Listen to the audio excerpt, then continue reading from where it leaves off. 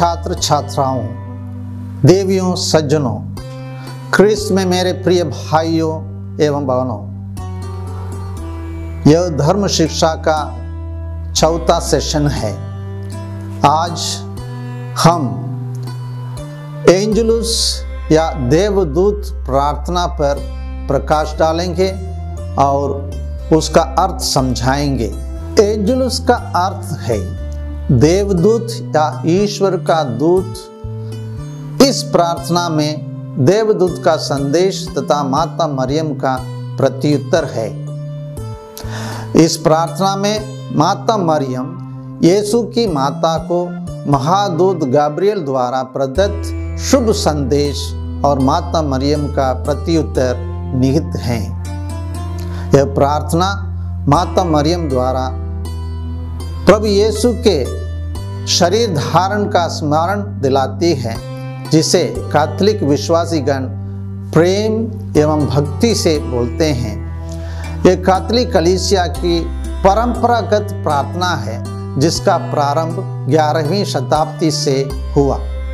संक्षिप्त में हम कह सकते हैं कि यह प्रार्थना सुंदर व प्रभावशाली है, जिसमें माता मरियम द्वारा प्रभु यीशु के शरीर धारण होने के महादूत गब्रिएल का संदेश व माता मरियम के प्रत्युत्तर के श्रद्धा, सम्मान तथा आदर के साथ हम स्मरण एवं विनती करते हैं।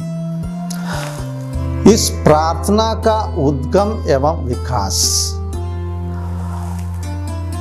यह प्रार्थना एक व्यक्ति से लिखी गई नहीं है, पर हम संत लूकास रचित सुसमाचार अध्याय 1 अनुच्छेद 26 से 38 में इस प्रार्थना के 3 मुख्य बातें देखते हैं।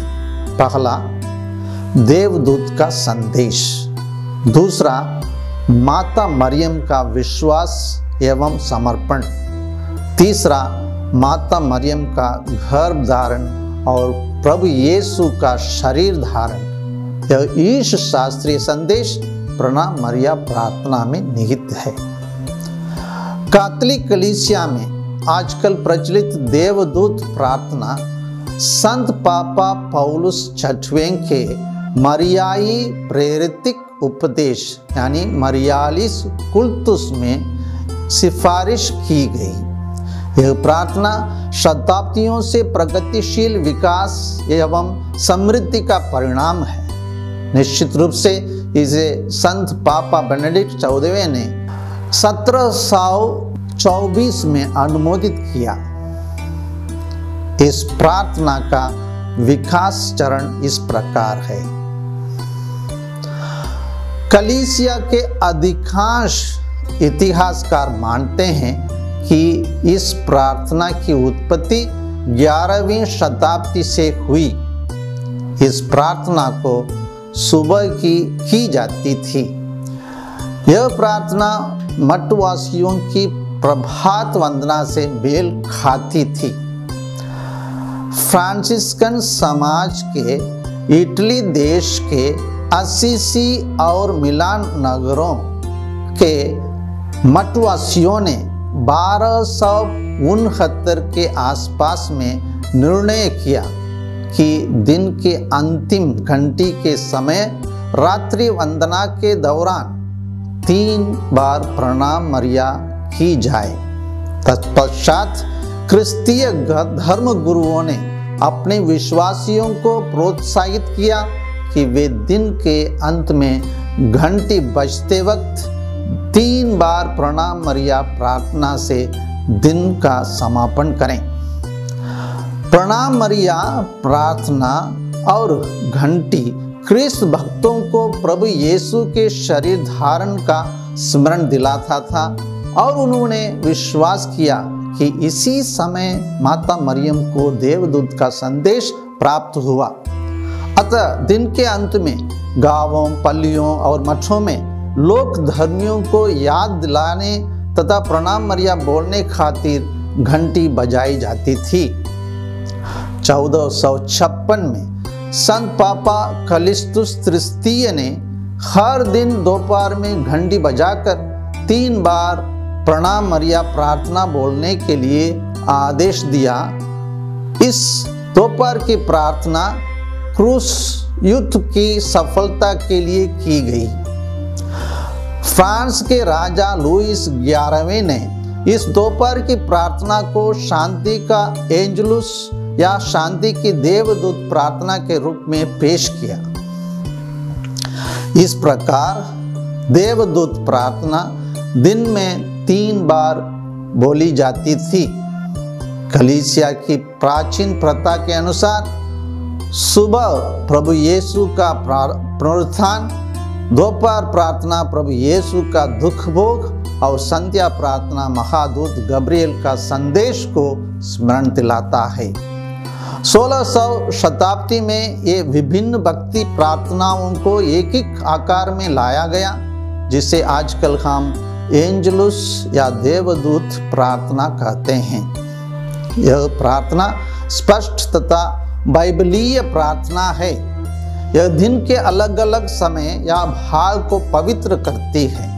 यह पास्का रहस्य का स्मरण दिलाता और हमारी शांति और सुरक्षा के लिए की जाती है। कैसे देवदूत प्रार्थना की जाती है?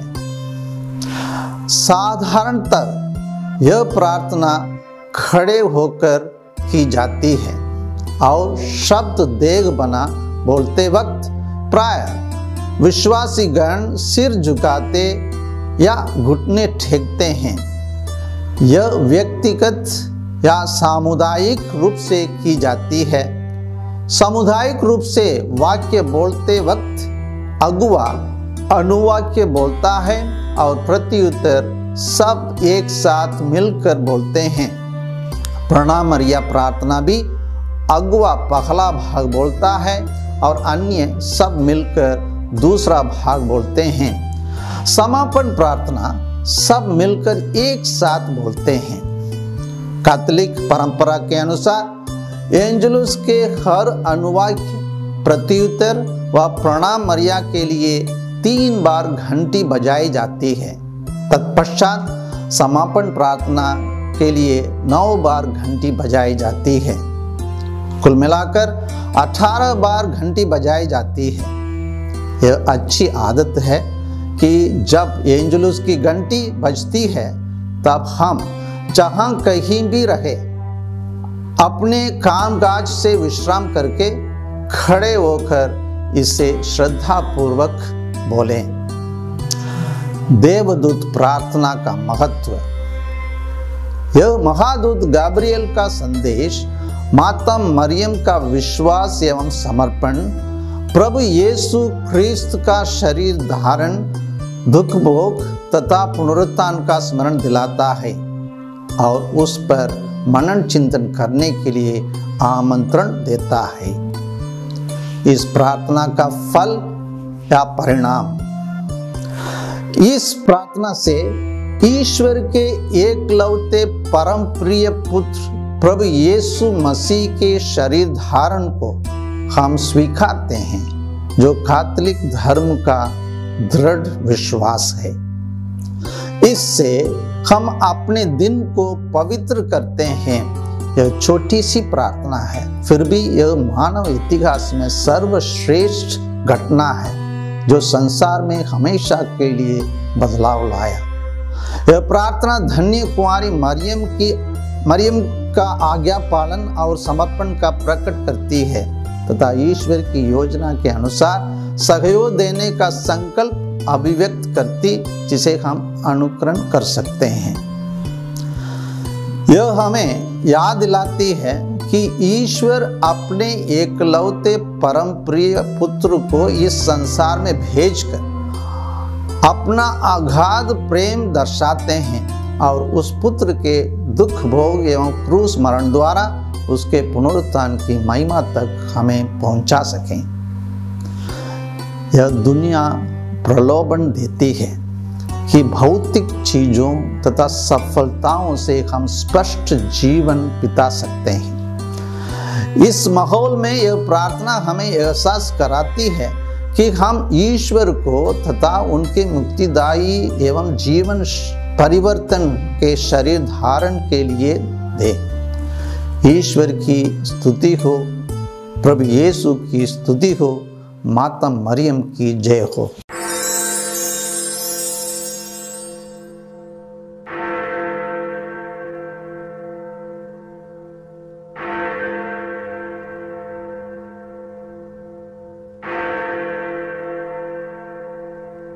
पिता पुत्र और पवित्र आत्मा के नाम पर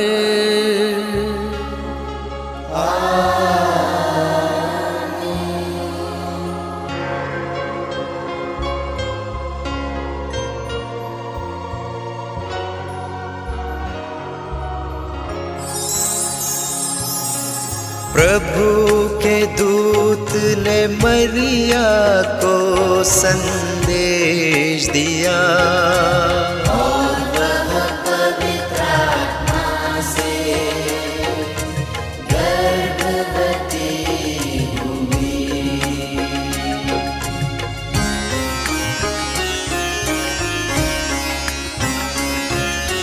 प्रणाम मरिया कृपा पूर्ण, प्रभु तेरे साथ है, धन्य तो स्त्रियों में, धन्य तेरे गर्भ का फल यीशु।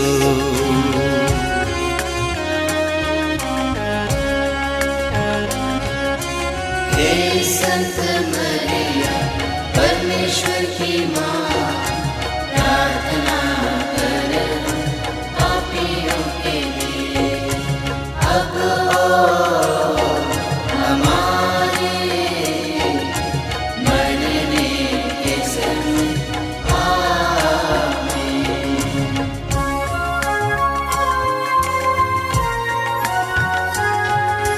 देख मैं प्रभु की दासी हूँ, तेरा कथन मुझ में पूरा हो।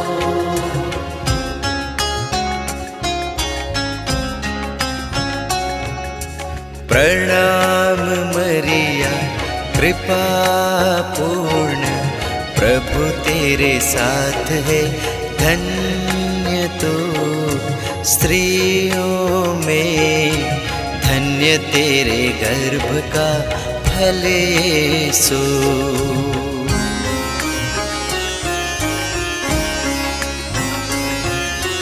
हे संत मरिया परमेश्वर की माँ, प्रार्थना कर पापियों के लिए, अब और हमारे मरने के समय आमीन।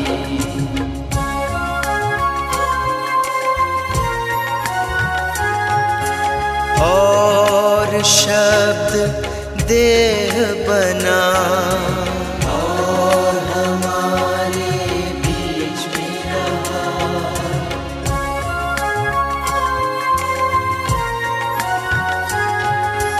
प्रणाम मरिया कृपा पूर्ण, प्रभु तेरे साथ है, धन्य तो स्त्रियों में, धन्य तेरे गर्भ का फल यीशु।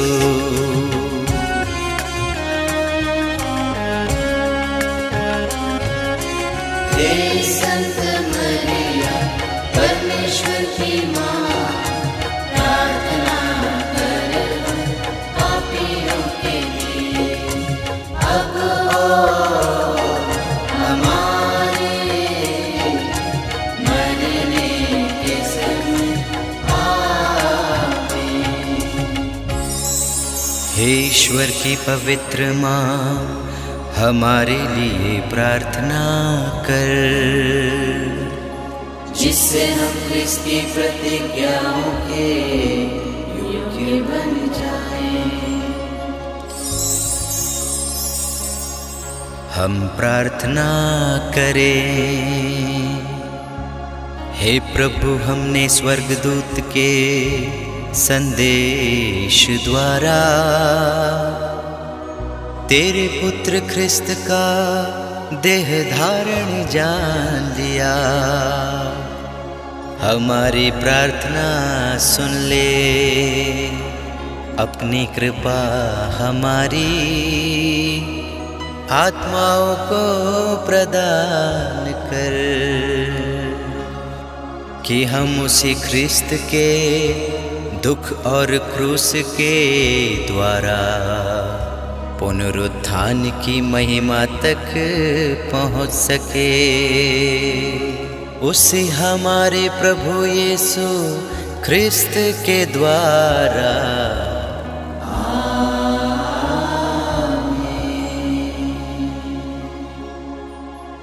पिता पुत्र और पवित्र आत्मा की महिमा होवे, जैसे वह आदि में थी, अब है और अनंत काल तक सदा रहेगी। आमीन।